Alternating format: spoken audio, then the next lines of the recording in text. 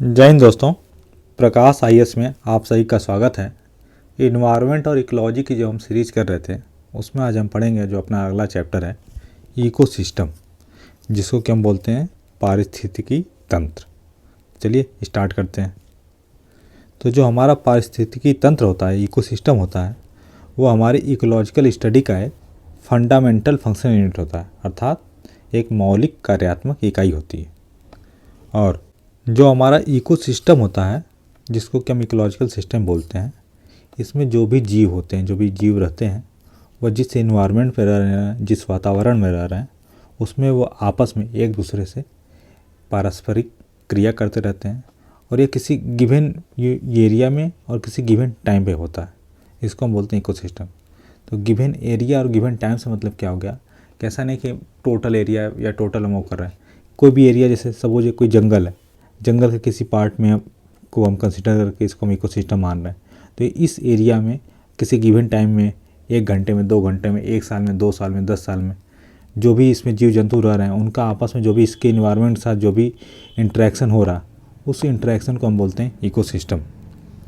या फिर अगर हम दूसरे शब्दों में कहना चाहें तो जो बायोटिक कम्युनिटी होती है, जो भी जैविक समुदाय होता है, जब वो फिजिकल इन्वायरमेंट के साथ मिला दिया जाता है, भौतिक जो समुदाय है उसके साथ मिलकर, इन्वायरमेंट के साथ मिलकर एक इंटीग्रेटेड यूनिट तरह जब वर्क करते हैं, तो उसी को हम बोलते हैं इकोसिस्टम। इसके बाद जो हमारा इकोसिस्टम होता है उसके कंपोनेंट्स देख लेते हैं, जो इसके घटक होते हैं कौन कौन से होते हैं। तो जनरली इसके 2 घटक होते हैं। कौन कौन से? एक होता है आपका बायोम और दूसरा होता है हैबिटेट। तो जो बायोम होता है, बायोम में क्या आ जाता है, जो भी सारे हमारे सजीव चीज़ें होती हैं, लाइक प्लांट्स हो गए, एनिमल हो गए, माइक्रो ऑर्गेनिज्म हो गए, मतलब जो भी लिविंग चीज़ हैं वो किसी उस जो एरिया है उसमें, उन सभी को हम बोलते हैं बायोम, और या उसको बोलते हैं बायोटिक एलिमेंट।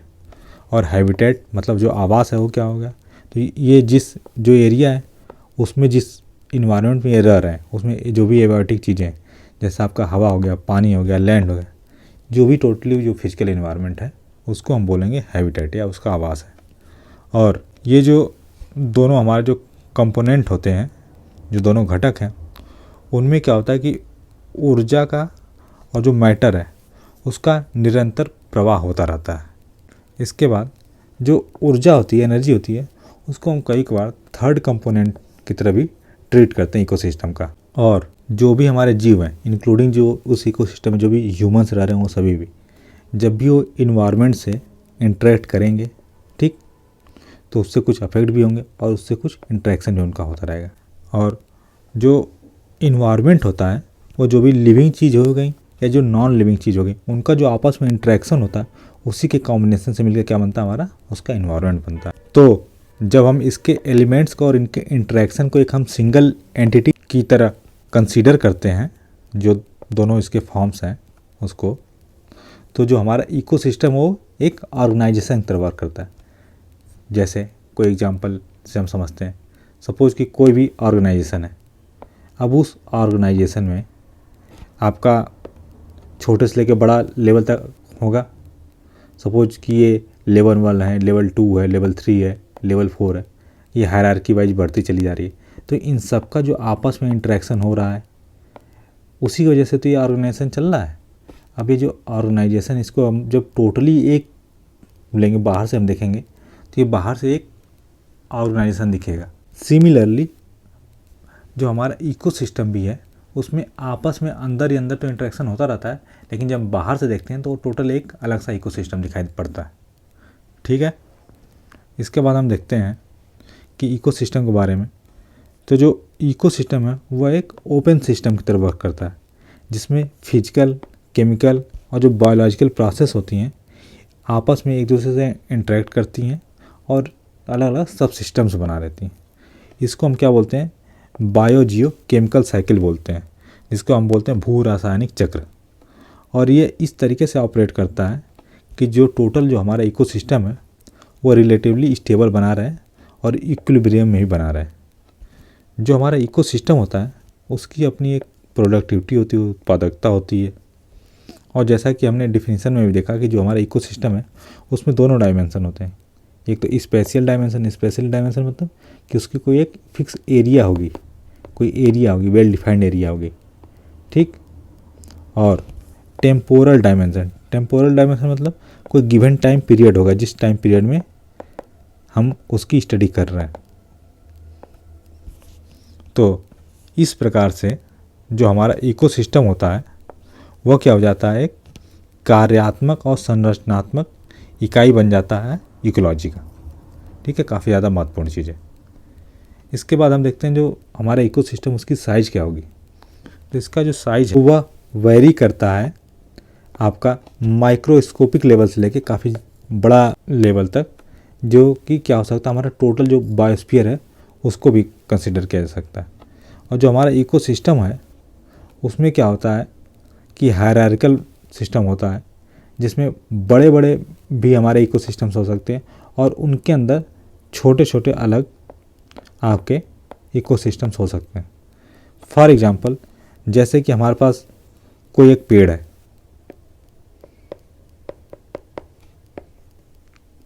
तो इस पेड़ पे कोई एक इसकी पत्ती भी एक इकोसिस्टम की तरह वर्क कर सकती है, इसकी जो पूरी डाल है ये भी इकोसिस्टम की तरह वर्क कर सकता है, ये जो पूरा पेड़ है ये अलग इकोसिस्टम की तरह वर्क कर सकता है। और ये पेड़ सपोज किसी जंगल में है तो ये टोटल जंगल एक अलग इकोसिस्टम की तरह वर्क कर सकता है, ठीक। तो अगर हम इसको देखेंगे तो फॉरेस्ट हो गया हमारा बड़ा वाला इकोसिस्टम, उस फॉरेस्ट के अंदर एक स्मॉल इकोसिस्टम क्या हो जाएगा आपका, एक ट्री हो जाएगा। इस ट्री के अंदर भी एक स्मॉल इकोसिस्टम आपका क्या हो जाएगा, इसकी ब्रांच हो जाएगी। इस ब्रांच के अंदर भी एक स्मॉल इकोसिस्टम आपका उसका हो सकता है, उसके अंदर आपका क्या हो जाएगा, एक आपकी लीफ हो जाएगी। तो ऐसे इकोसिस्टम कार्य करता है। इसी तरीके से जैसे हमारी कोई नदी होगी वो भी एक इकोसिस्टम हो सकती है, उसकी जो ट्रिब्यूटरी है या जो हमारा वेस्टर्न घाट्स है या हिमालय है या टोटल जो हमारी पृथ्वी है वो अलग ही इकोसिस्टम तरह वर्क करती है। तो अब जो टोटल हमारा जो अर्थ है वो एक इकोसिस्टम तरह वर्क करेगा, उसके अंदर अलग छोटे छोटे इकोसिस्टम आएंगे, ठीक है। तो इसकी जो साइज़ है वो वेरी करती है। इसके बाद हम देखते हैं कि जो बेसिक कॉन्सेप्ट हैं इकोसिस्टम के वो क्या क्या है। तो सबसे पहले जो हमारा इकोसिस्टम होता है वो इकोलॉजिकल स्टडी का एक फंडामेंटल यूनिट होता है, मौलिक यूनिट होता है। इसके बाद जो भी ऑर्गेनिज्म इसमें रह रहे हैं वो उसका जो फिजिकल इन्वायरमेंट है उससे आपस में इंटरेक्ट करते हैं, आपस में एक्ट करते हैं, रिएक्ट करते हैं, अर्थात आपस में वो म्यूचुअली रिएक्टिव होते हैं एक दूसरे के प्रति। और आपस में भी मतलब कि हमने पढ़ा ना कि ये कोई फिक्स होगा, तो सपोज कि ये एक इकोसिस्टम है तो इसमें कुछ ऑर्गेनिजम्स रह रहे होंगे अलग अलग, और कुछ इसमें जो इन्वायरमेंट के अंदर कुछ एबायोटिक चीज़ होंगी, तो इनका जो आपस में इंटरेक्शन है ये तो होगा ही। इससे साथ ही साथ जो ये सजीव चीज़ें हैं इनका भी आपस में भी इंटरेक्शन होगा, तो ये सारे इंटरेक्शन भी इसमें होते हैं। या जो हमारे ब्लड के अंदर पीएच का वैल्यू होती है वो भी अपने आप को स्टेबल रखता है, ठीक है। इसके बाद हम देखते हैं कि जो हमारा इकोसिस्टम है उसको कितने तरीके से क्लासिफाई किया जा सकता है।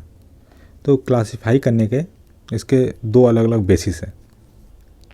एक तो उसके आवास के आधार पर, तो आवास के आधार पर इसको जब हम डिवाइड करेंगे तो दो उसमें करेंगे, एक टेरेस्ट्रियल मतलब स्थलीय और एक जली एक्वेटिक।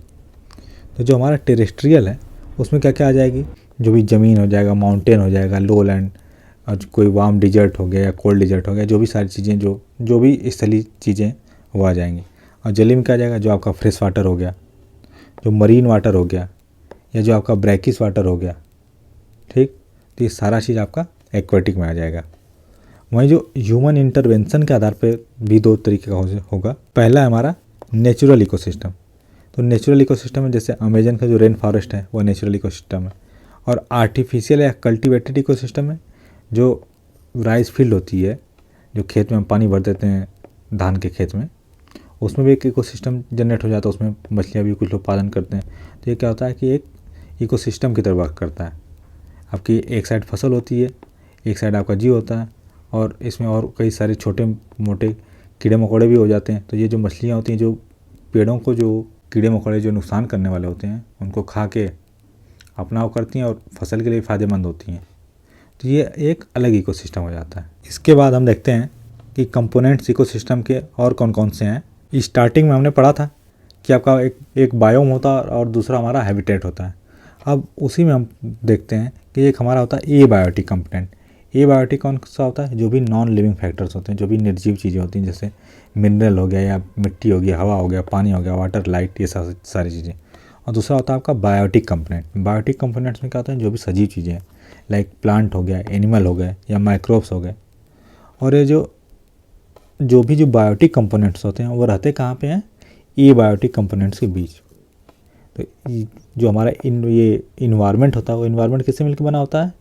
इन्वायरमेंट हमारा मिलकर बना होता है आपका एबायोटिक चीज़ों से।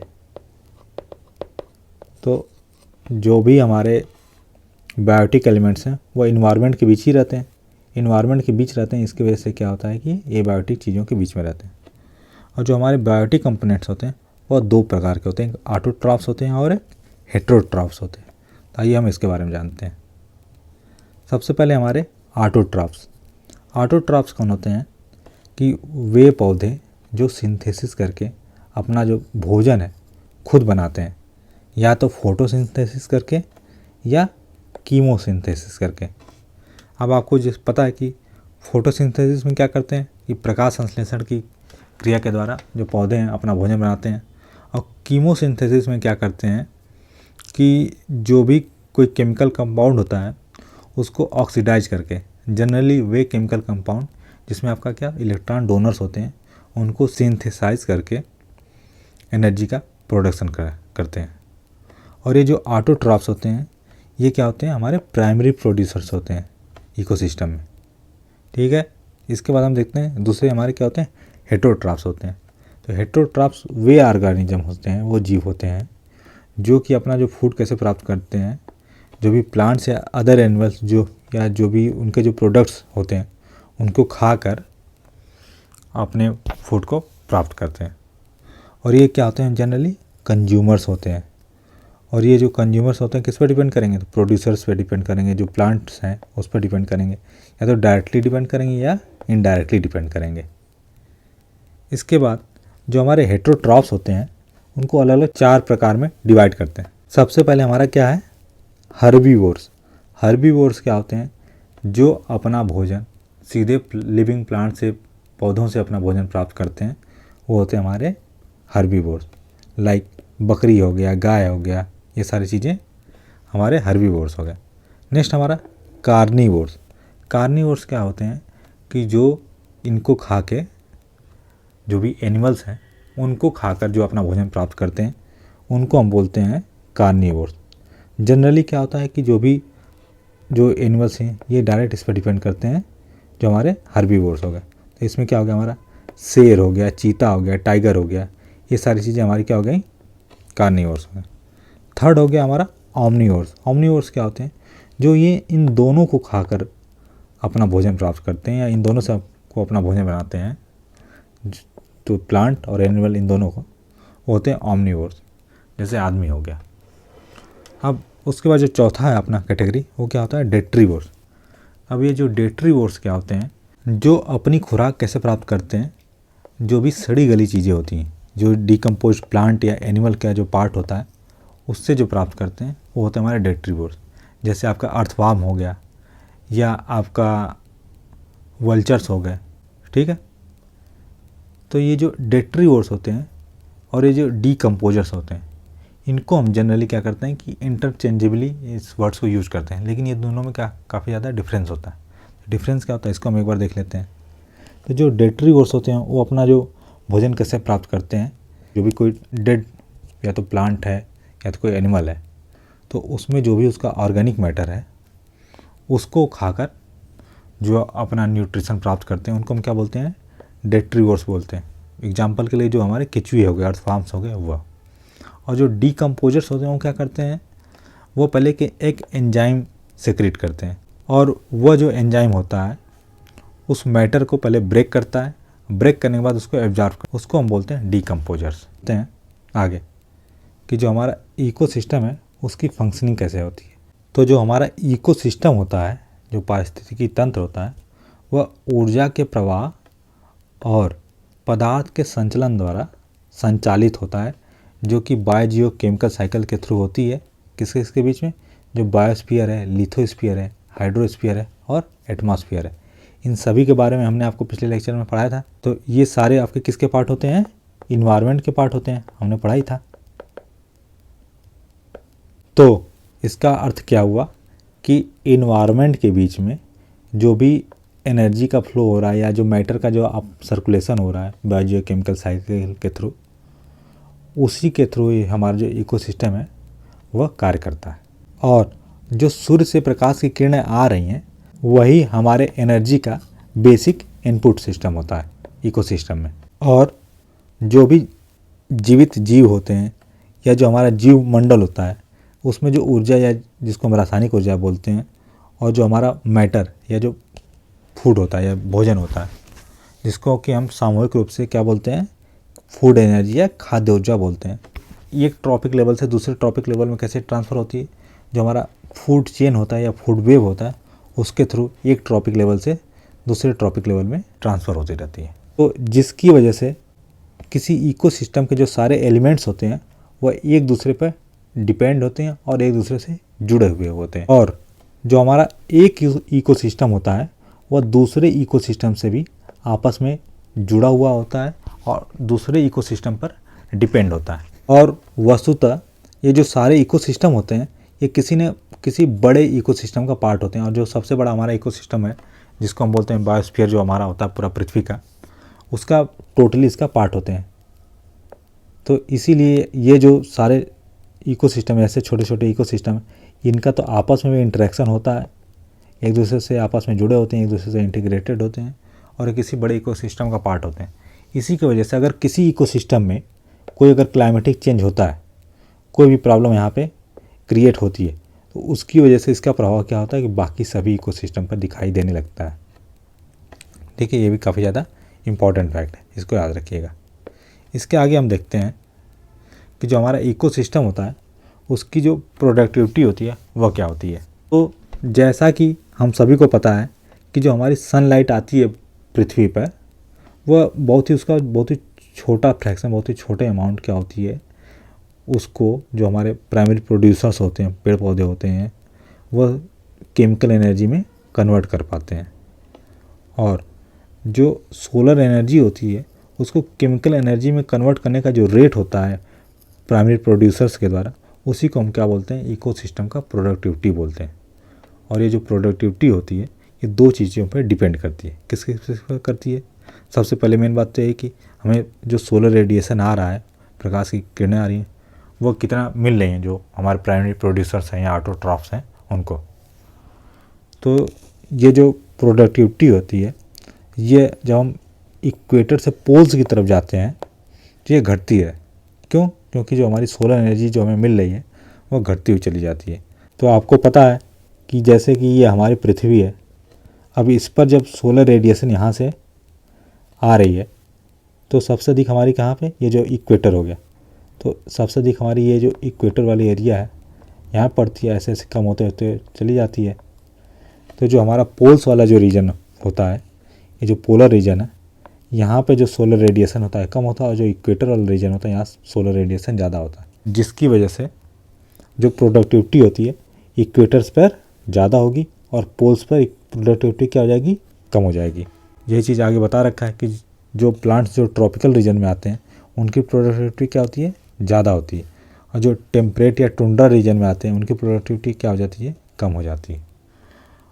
और दूसरी जो हमारी एफिशिएंसी या उत्पादकता किस पर डिपेंड करती है कि जो प्लांट हैं वो सोलर एनर्जी को फूड या केमिकल एनर्जी में किस रेट पे कन्वर्ट कर पा रहे हैं।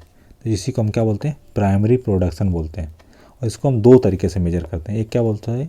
Gross primary productivity.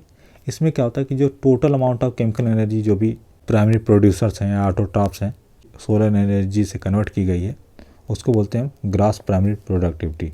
और हमारी नेट प्राइमरी प्रोडक्टिविटी क्या हो जाएगी कि जो हमारी ग्रॉस प्राइमरी प्रोडक्टिविटी हुई है उसमें से जो भी रेस्पिरेशन में जो हमारी श्वसन क्रिया हो रही है उसमें जो एनर्जी लॉस हो गई है उसको जब हम माइनस कर देंगे तो यही आ जाएगी हमारी नेट प्राइमरी प्रोडक्टिविटी। इसके बाद तो जो रेस्पिरेशन होता है वो क्या होता है कि किसी भी जीव में जो उपापचय है या मेटाबॉलिज्म होता है उसको बनाए रखने के लिए जो भी आवश्यक ऊर्जा का रिक्वायरमेंट होता है उसी को बोलते हैं हम रेस्पिरेशन। अगर कोई भी जो जीव है वो ज़्यादा अगर मोबाइल होगा, ज़्यादा चल रहा होगा, ज़्यादा तेज़ी से भाग रहा होगा, ज़्यादा तेज़ी से दौड़ रहा होगा कोई कार्य करने के लिए, तो उसको ज़्यादा रेस्पिरेशन की आवश्यकता होगी। या अगर उसका जो साइज़ है काफ़ी बड़ा है, जैसे जो मैमल्स हो गए, तो उसमें भी जो रेस्पिरेशन का रेट होगी वो काफ़ी ज़्यादा होगी। इसकी वजह से क्या होता है, जो कॉम्प्लेक्स प्लांट्स होते हैं, जैसे जो ट्रॉपिकल रेन फॉरेस्ट वाले होते हैं, उनमें जो रेस्पिरेशन का रेट होता है वो काफ़ी ज़्यादा होता है। और लाइक जैसे जो ग्रासलैंड हो गए या जो एल्गी हो गए, उन प्लांट्स के कंपैरिजन में वो सिंपल प्लांट्स होते हैं, तो उनका जो रेस्पिरेशन का रेट होता है वो कम होता है।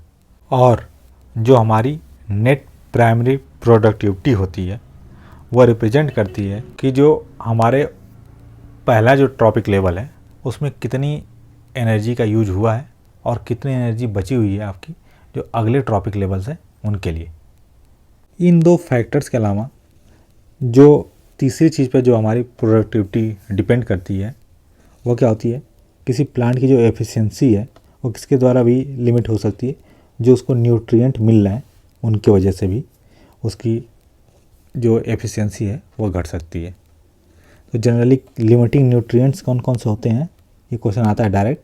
तो ये हमारे क्या होते हैं, नाइट्रोजन या फास्फोरस हो सकता है, या कई का जो वाटर होता है या टेम्परेचर होता है, ये भी जो हमारी प्रोडक्टिविटी होती है उसको लिमिट करने का कार्य करते हैं।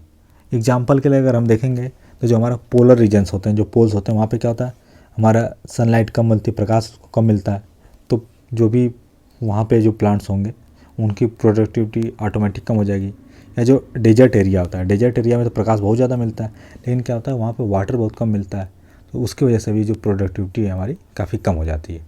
इसके अलावा जो कुछ बायोलॉजिकल जो फैक्टर्स होते हैं वो भी प्रोडक्टिविटी को अफेक्ट करते हैं, लाइक जो म्यूचुअलिज्म हो गया या पैरासाइटिज्म हो गया या जो प्रीडेशन हो गया। इन सारी चीज़ों की वजह से भी आपकी जो कोई इकोसिस्टम है उसकी जो प्रोडक्टिविटी है वह घटती बढ़ती रहती है। इसके बाद हम देखते हैं सेकेंडरी प्रोडक्टिविटी के बारे में। तो सेकेंडरी उत्पादकता क्या होती है कि वह रेट जिस पर जो इकोसिस्टम्स का जो पारिस्थितिकी तंत्र है उसमें जो कंज्यूमर या जो उपभोक्ता है वह उसके द्वारा जो बनाए जाने वाला जो केमिकल एनर्जी या जो फूड एनर्जी जो बना रहा है वो खाकर उसको जो नए बायोमास में परिवर्तित करने की जो दर होती है उसी को हम क्या बोलते हैं, सेकेंडरी या द्वितीयक उत्पादकता। इसके बाद हम देखते हैं कि जो एनर्जी एफिशिएंसी होती है, ऊर्जा दक्षता, यह क्या होती है। जो प्राइमरी और सेकेंडरी प्रोडक्टिविटी हमने पढ़ी, प्राथमिक और द्वितीयक उत्पादकता, उसी से एनर्जी एफिशिएंसी का कॉन्सेप्ट निकल कर आता है। तो जो भी एनर्जी प्रोड्यूस होती है किसी एक ट्रॉपिक लेवल पे, वो सारी जो एनर्जी है अगले ट्रॉपिक लेवल में ट्रांसफ़र नहीं होती है, क्योंकि जो मेजॉरिटी एनर्जी होती है वह रेस्पिरेशन की प्रोसेस में लॉस्ट हो जाती है। जो हमारी एनर्जी एफिशिएंसी है जिसको हम क्या बोलते हैं, ट्रॉपिक एफिशिएंसी बोलते हैं, वह क्या होती है कि जितनी एनर्जी एक लेवल से दूसरे लेवल में ट्रांसफ़र हुई है उसी को हम बोलते हैं आपकी एनर्जी एफिशिएंसी होती है। तो जो हमारी एनर्जी एफिशिएंसी होती है जनरली कितनी होती है, 5 से लेकर 20% तक होती है। एग्जाम्पल के लिए जो पेड़ पौधे होते हैं लगभग 7 से लेकर 10% की जो टोटल एनर्जी जो प्रोड्यूस करते हैं उसको जो हर्बीवोर्स होते हैं उनमें ट्रांसफ़र करते हैं। और जो हर्बीवोर्स होते हैं वो आपको पता है कि वो ज़्यादा मोबाइल होते हैं, ज़्यादा चलते हैं, जिसकी वजह से उनका क्या होता है, मेटाबॉलिक रेस्पिरेशन रेट ज़्यादा होता है, तो जो एनर्जी है उसका लॉस भी ज़्यादा तेज़ी से करेंगे। और इसी तरीके से जो उसके ऊपर वाले जो लेवल पर जो ट्रॉपिक लेवल पर जीव जंतु आएंगे उसमें एनर्जी क्लास और तेज़ी से होगा, जिसकी वजह से जो भी अगला ट्रॉपिक लेवल आएगा उस ट्रॉपिक लेवल में जो एनर्जी पहुंचेगी वो काफ़ी ज़्यादा कम हो जाएगी। और इसको समझने का एक तरीका होता है कि पिरामिड्स के थ्रू हम पढ़ते हैं, देखते हैं पिरामिड्स में कैसे ये एनर्जी फ्लो होती है। देखिए ये हो गए हमारे जो प्राइमरी प्रोड्यूसर्स हो गए, ये हो गए हमारे क्या हो गए, ऑटोट्रॉफ्स हो गए यहाँ पे। तो ये क्या कर रहे हैं, ऑटोट्रॉफ्स जो हैं वह एनर्जी का प्रोडक्शन कर रहे हैं। अब यहाँ टोटल जो एनर्जी प्रोड्यूस हो रही है कितनी हो रही है, 100% एनर्जी प्रोड्यूस हुई है। इसके बाद यहाँ पे ये आ गई हमारे जो हर्बीवोर्स हो गए उनके पास।